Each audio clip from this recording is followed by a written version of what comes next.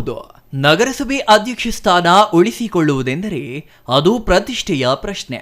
ಕಳೆದ 10 ವರ್ಷಗಳ ಕಾಲ ಚಿಕ್ಕಬಳ್ಳಾಪುರ ಶಾಸಕರಾಗಿದ್ದ ಡಾಕ್ಟರ್ ಕೆ ಸುಧಾಕರ್ ಅವರು ಚಿಕ್ಕಬಳ್ಳಾಪುರ ನಗರಸಭೆಯನ್ನು ತಮ್ಮ ವಶಕ್ಕೆ ಪಡೆದು ಮುಕುಟವಿಲ್ಲದ ಮಹಾರಾಜರಂತೆ ಆಡಳಿತ ನಡೆಸುವಲ್ಲಿ ಯಶಸ್ವಿಯಾಗಿದ್ರ.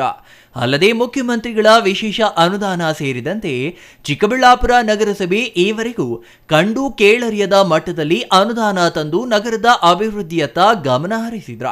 ಆದರೆ ಕಳೆದ ವಿಧಾನಸಭಾ ಚುನಾವಣೆಯಲ್ಲಿ ಡಾಕ್ಟರ್ ಕೆ ಸುಧಾಕರ್ ಅವರು ಸೋತ ಪರಿಣಾಮ ಚಿಕ್ಕಬಳ್ಳಾಪುರ ನಗರಸಭಾ ಸದಸ್ಯರಾಗಿದ್ದವರು ಡಾಕ್ಟರ್ ಕೆ ಸುಧಾಕರ್ ಅವರಿಗೆ ಆತ್ಮೀಯರಾಗಿದ್ದವರು ಪಕ್ಷಾಂತರ ಮಾಡುವ ಮಾತುಗಳು ಕೇಳಿ ಬಂದಿದ್ವ. ಮುಖ್ಯವಾಗಿ ಸುಧಾಕರ್ ಅವರ ಬಲಭುಜದಂತೆ ಇದ್ದ ನಗರಸಭಾ ಸದಸ್ಯರೊಬ್ಬರು ಹಾಲಿ ಶಾಸಕರನ್ನ ಭೇಟಿಯಾಗುವ ಮೂಲಕ ಸುದ್ದಿಯಾಗಿದ್ರ. ಇದರಿಂದ ಚಿಕ್ಕಬಳ್ಳಾಪುರ ನಗರಸಭೆ ಕಾಂಗ್ರೆಸ್ ವಶವಾಗಲಿದೆ ಎಂಬ ಲೆಕ್ಕಾಚಾರಗಳು ನಡೆದಿದ್ವ. ಆದರೆ ಅದೇ ಸಮಯಕ್ಕೆ ಮೀಸಲಾತಿ ವಿಚಾರದಲ್ಲಿ ಗೊಂದಲವಾದ ಕಾರಣ ಇವರಿಗೂ ನಗರಸಭೆಗೆ ಸಾರಥಿ ಯಾರಾಗಲಿದ್ದಾರೆ ಎಂಬ ಪ್ರಶ್ನೆಗೆ ಉತ್ತರವೇ ಸಿಕ್ಕಿರಲಿಲ್ಲ. ಇದೀಗ ನಗರಸಭೆ ಅಧ್ಯಕ್ಷ ಸ್ಥಾನ ಸಾಮಾನ್ಯ ವರ್ಗಕ್ಕೆ ಮತ್ತು ಉಪಾಧ್ಯಕ್ಷ ಸ್ಥಾನ ಎಸ್ಸಿಗೆ ಮೀಸಲಾಗಿದ್ದು ಇದೀಗ ನಗರಸಭೆಯಲ್ಲಿ ರಾಜಕೀಯ ಗರಿಗೆದರಿದೆ. ಮುಖ್ಯವಾಗಿ ವಿಧಾನಸಭೆಯಲ್ಲಿ ಸೋತು ಲೋಕಸಭೆಯಲ್ಲಿ ಗೆದ್ದು ಬೀಗಿರುವ ಡಾಕ್ಟರ್ ಕೆ ಸುಧಾಕರ್ ಅವರಿಗೆ ಚಿಕ್ಕಬಳ್ಳಾಪುರ ನಗರಸಭೆ ಉಳಿಸಿಕೊಳ್ಳುವುದು ಪ್ರತಿಷ್ಠೆಯ ವಿಚಾರವಾಗಿದೆ. ಇನ್ನು ಚಿಕ್ಕಬಳ್ಳಾಪುರ ಜಿಲ್ಲಾ ಕೇಂದ್ರದಲ್ಲಿ ಶಾಸಕರಾಗಿ ಆಯ್ಕೆಯಾಗಿರುವ ಪ್ರದೀಪ್ ಈಶ್ವರ್ ಅವರಿಗೂ ನಗರಸಭೆ ಅಧಿಕಾರ ಉಳಿಸಿಕೊಳ್ಳುವುದು ಅನಿವಾರ್ಯ ಎಂಬ ಸ್ಥಿತಿ ಇದೆ. ನಗರಸಭೆ ಅಧಿಕಾರ ಕಳೆದುಕೊಂಡ್ರೆ ಯಾರೇ ಆಗಲಿ ಬಲಹೀನರಾಗಲಿದ್ದು ನಗರ ವ್ಯಾಪ್ತಿಯಲ್ಲಿ ತಮ್ಮ ಪ್ರಾಬಲ್ಯ ಮೆರೆಯಲು ಸಾಧ್ಯವಾಗುವುದಿಲ್ಲ.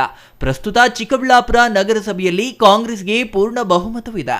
ಆದರೆ ಈ ಹಿಂದೆಯೂ ಬಹುಮತ ಇದ್ದರೂ ಕೆಲ ಕಾಂಗ್ರೆಸ್ ಸದಸ್ಯರು ವಿಪ್ ಉಲ್ಲಂಘಿಸಿ ಬಿಜೆಪಿ ಬೆಂಬಲಿಸಿದ ಇತಿಹಾಸ ಚಿಕ್ಕಬಳ್ಳಾಪುರ ನಗರಸಭೆಗಿದೆ.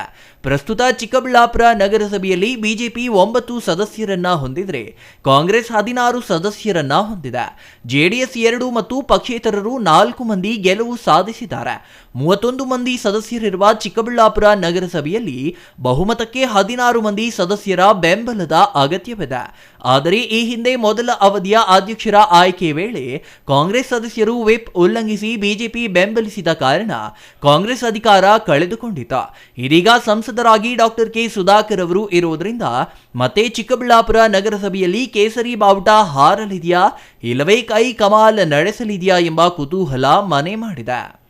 ಅಧ್ಯಕ್ಷ ಗಾದಿ ಉಳಿವಿಗಾಗಿ ಪ್ರಸ್ತುತ ಬಿಜೆಪಿ ಮತ್ತು ಕಾಂಗ್ರೆಸ್ನಲ್ಲಿ ತೀವ್ರ ಹಣಾಹಣಿ ನಡೆಯಲಿದ್ದು ಇದರಲ್ಲಿ ಅಂತಿಮವಾಗಿ ಯಾರು ಗೆದ್ದು ಬೀಗಲಿದ್ದಾರೆ ಎಂಬ ಕುತೂಹಲ ತೀವ್ರವಾಗಿದೆ. ಒಟ್ಟಿನಲ್ಲಿ ನಗರಸಭೆ ಅಧ್ಯಕ್ಷ ಉಪಾಧ್ಯಕ್ಷ ಸ್ಥಾನದ ಮೀಸಲಾತಿ ಪ್ರಕಟವಾಗುವ ಮೂಲಕ ಮತ್ತೆ ಚಿಕ್ಕಬಳ್ಳಾಪುರದಲ್ಲಿ ರಾಜಕೀಯ ಗರಿಗೆದರಿದ್ದು ಅಂತಿಮವಾಗಿ ಗೆದ್ದು ಬೀಗುವವರು ಯಾರು ಎಂಬುದನ್ನು ಕಾದು ನೋಡಬೇಕಿದೆ. ಈಗ ನಗರಸಭೆ ಮತ್ತು ಪುರಸಭೆ ಚುನಾವಣೆ, ಅಧ್ಯಕ್ಷರು ಮತ್ತು ಉಪಾಧ್ಯಕ್ಷರ ಚುನಾವಣೆಗೆ ಮುಂಚೆ ಮೀಸಲಾತಿ ಘೋಷಣೆ ಆಗಿದೆ. ಅದೇ ರೀತಿ ಮೀಸಲಾತಿ SC ST ಮತ್ತು ಜನರಲ್ ಭಾಳ ನ್ಯಾಯಬದ್ಧವಾಗಿ ಅನೌನ್ಸ್ ಆಗಿರೋದ್ರಿಂದ ನಾವು ಸ್ವಾಗತ ಮಾಡ್ತೀವಿ ಕೂಡ. ಅದೇ ರೀತಿ ಅಧ್ಯಕ್ಷರು ಯಾರೇ ಆಗಲಿ ನ್ಯಾಯಬದ್ಧವಾಗಿ ಆಡಳಿತ ಮಾಡಬೇಕು ಅಂತೇಳಿ ನಾನು ಆ್ಯಸ್ ಒಂದು ನಗರಸಭಾ ಸದಸ್ಯನಾಗಿ ಹೇಳಲಿಕ್ಕೆ ಇಷ್ಟಪಡ್ತೀನಿ. Praveen, CTV news, Chikkaballapur.